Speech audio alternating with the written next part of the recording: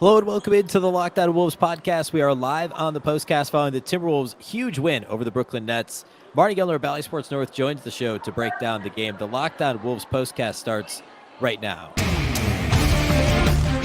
You are Locked On Wolves postcast, part of Locked On Sports Minnesota. Your team every day.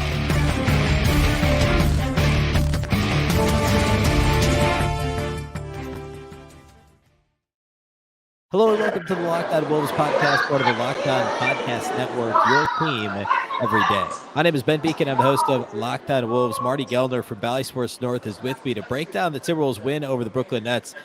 And Marty, this was one of those, obviously, have to have it games for the Wolves. 3-game skid, clinging to the hope of getting out of the 9-10 play-in game in the Western Conference. And the Wolves were down double digits in the third quarter in this game, but they dug deep. They found just enough. They took advantage of Brooklyn playing small and ended up coming out of Brooklyn with the win. Yeah, how about that? A little unconventional lineup change there in the end from Chris Finch, having Rudy Gobert sit out the final handful of minutes. But he talked about it in the postgame, just kind of because of the way Brooklyn went small and he wanted better perimeter defense, and it worked. I mean, the buttons he pushed were right tonight. The Timberwolves had to come from behind. They had to make good defensive plays. They had to defend Spencer Dinwiddie behind the three-point line twice in the final 5 seconds, and they did it. So, yeah, big win for the Wolves.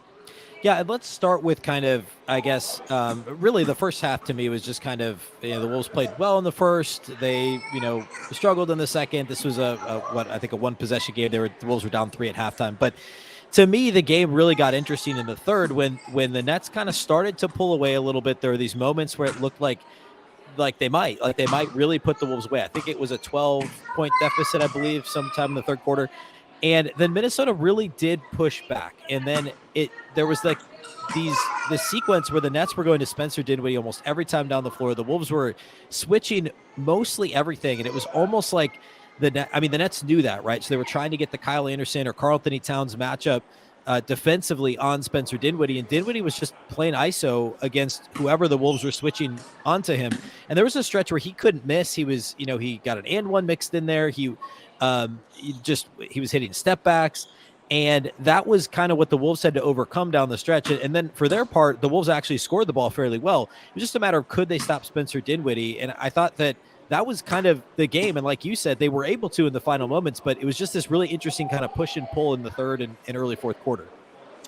Yeah, and Dinwiddie he was good tonight. He had 30. Bridges was good. He had 24, and those were two guys that have really been putting up decent numbers for the Nets recently, and I know they were high on the Timberwolves scouting report. And it was, push and pull is a good way to put it, because maybe you kind of let those guys go knowing you got to limit them as best you can, but if you can really hold down a Claxton and Johnson and Finney-Smith and those guys, that you really have done your job. And the bench only had 14 points total for the Nets. Claxton was in single digits. He had 6. So if you're going to have a Dinwiddie have a big number and Bridges have a big number, they combined, had 54 points. You can survive that when you limit everybody else around them. And that is what the Wolves did tonight. You may not love the things that Bridges and Dinwiddie were able to do against the Timberwolves, but just the fact that it didn't result in a win and nobody else went off tonight, I guess we'll take that. We'll take it. Wolves needed it badly, and now we move on. 2 to go. Yeah, and I thought the Wolves' biggest issue in this game was containing the ball in the perimeter, and it was primarily Dinwiddie, but there were straight-line drives, free cutters. Transition was a huge issue, especially in the first half. Brooklyn got a ton of fast break points, and this on the heels of, 24 points or 28 points or something crazy the Wolves gave up to Portland on Sunday in fast break points. This was not quite that bad, but for a half it looked like it could be, and then the second half it was containing the ball. And those were the Wolves' biggest issues in general. But then, as we mentioned, down the stretch, the Nets just they put Royce O'Neal in the game. They said, let's play small. Let's see how the Wolves handle this. And Minnesota kept going back to the well with Karl Anthony Towns. And after, on Sunday, this has been much talked about, much written about, et cetera, since Sunday. Cat had 3 shot attempts Sunday afternoon against Portland. He had 3 attempts really right off the bat in this game. He finished with 22 points, 14 rebounds, 5 assists. He was in a little bit of first half foul trouble, but I don't believe he picked up a foul at all in the second half. 5 assists, only 1 turnover, just a really well-rounded Cat game. And other than a few times when he got stuck on an island defensively, I thought this was arguably his most complete game since he's come back, and he was more than comfortable for the big moments when he was, at the elbows, isolated on offense, in the low post, getting actual post touches in this game. We saw more of because of the mismatch. Thought the Wolves did a really good job of continually getting the ball to Towns, and Towns was in attack mode early and often in this game. Yeah, and I thought it was important to just have a big game like this, a bounce-back game where he was more of a focal point, where he was more assertive, especially on the offensive end. Because you said it, Ben, he had officially 3 field goal attempts on Sunday. It's a little misleading because he did get fouled on 4 different shots, so those obviously don't count as field goal attempts, but it's not like he only shot the ball 3 times. Either way, I mean, that's a very low number for Carl. So either way, this 15 shots tonight, 8 of 15 from the floor. Plus, Carl had 14 rebounds. I mean, he was very active on the glass. A couple of those rebounds, he pulled down and just smacked the ball as if to kind of make a statement, like, I'm here, I'm playing, I'm a factor in this game. So I thought just being loud, having some loud minutes for Towns was significant in a game like this. He had 4 assists in the first quarter. He finished the game with 5, but to come out of the gates and have the 4 in the first quarter was like he was kind of establishing himself and his presence and like a, hey, don't forget about me kind of game. I thought that was big for Towns. Yeah, another thing I thought the Wolves did well is they, for the most part, defended without fouling in this game. The Nets only attempted 14 free throws, and Dinwiddie was going to the basket a lot. He attempted 24 shots in this game. 9 of them were threes, so he attempted 15 two-pointers. Dinwiddie did alone.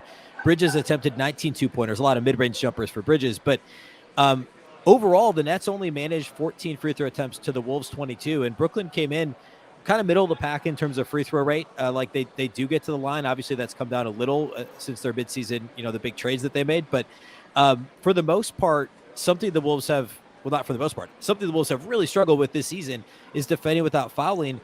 Minnesota was actually only called for 13 total personal fouls in this game. And credit to the officials for calling a game where they weren't calling ticky-tack fouls every time down the floor, it makes it so much more enjoyable to watch. It was a faster game. Like, it was still a lot of scoring. But the Wolves did a pretty good job of defending without fouling, which is going to be so key moving forward. These last 2 regular season games, potentially a play-in game or games, and then into the playoffs, being able to defend in those big moments, like at the end of the game against Dinwiddie. I guess Kyle Anderson got called for that potential and one on Dinwiddie late in the game. But besides that, Minnesota did a good job down the stretch of not fouling the Nets. Agreed. And look at Jaden McDaniels' line. 0 fouls in 41 minutes. I mean, that is incredible. And I don't think it means McDaniels was letting up defensively. I mean, you watch him, the eye test said he played his usual good, solid defense, but Carl had the 3 pretty early in the game. He had 3 by halftime, but you're right, he didn't have one in the second half. Gobert had 3 total in 34 minutes, but man, I think that's significant for Jaden as an individual to have no fouls in 41 minutes. It was a Zach Zarba crew tonight, and it was, that's an important part of the game that the Timberwolves are going to need to clean up before they head into postseason, no doubt. Today's episode of the Postcast is brought to us by our friends at Gametime. Buying tickets to your favorite events should not be stressful. Forget planning months in advance. Gametime has deals on tickets right up to the day of the event. Get exclusive flash deals on tickets for football, basketball, baseball, concerts, comedy, theater, and more. The Gametime guarantee means you'll always get the best price. If you find tickets in the same section and row for less, Gametime will credit you 110% of the difference. Download the Gametime app, create an account, and use the code LOCKEDONNBA for $20 off your first purchase. Terms apply. Again, create an account and redeem the code LOCKEDONNBA for $20 off. Download Gametime today. Last-minute tickets, lowest price, guaranteed. We should also talk about Anthony Edwards. Ant had a good game. This was a nice bounce back of sorts. I guess he played fairly well Sunday. He was the scorer for the Wolves. But prior to that, the Friday night game, he did not play well. And this was a more, again, I think well-rounded is a pretty good way of describing Ant's game. 23 points, 5 rebounds, 3 assists. It was a little bit not as efficient offensively, but he did get to the line 7 times, made all of his free throws, which is progress from what we've seen lately from Ant. For what it's worth, he led the team in plus minus with a plus 13.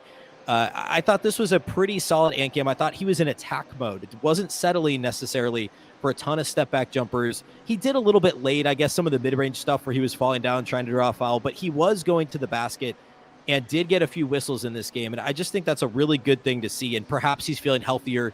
He had the ankle and then also the illness. And it seemed like he had a little bit more of a hop in his step in this one. He did have a big dunk too. So it was good to see that out of Ant.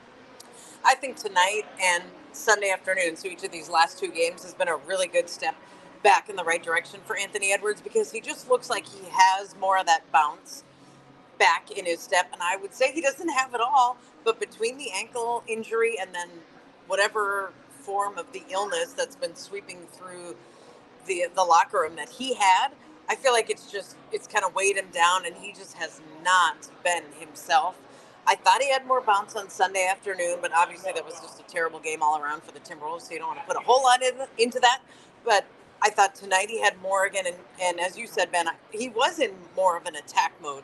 And so maybe these are just a couple of the turns he needed to take in order to get back kind of headed in on that fast track that we're used to seeing. And this would be great timing if he is and can be ramped back up by the time the Timberwolves face the Pelicans on Sunday afternoon, because the Pels lost in Sacramento tonight. So now there's a half game difference between those two, and the series is 1-1. So whoever wins that game on Sunday could very well have the 8th seed. And the difference between finishing 8th and finishing 9th is really significant in the play-in. So let's hope that's the situation. All is not lost after Sunday afternoon, after that loss to Portland. I mean, it felt so deflating. It almost felt like that's it. The season is over. The season might as well end today. But you forget, it's hard to regroup. It's hard to take a step back and look back at the standings and go, okay, well, if you win at Brooklyn and you win against San Antonio, then all of a sudden it does come down to that.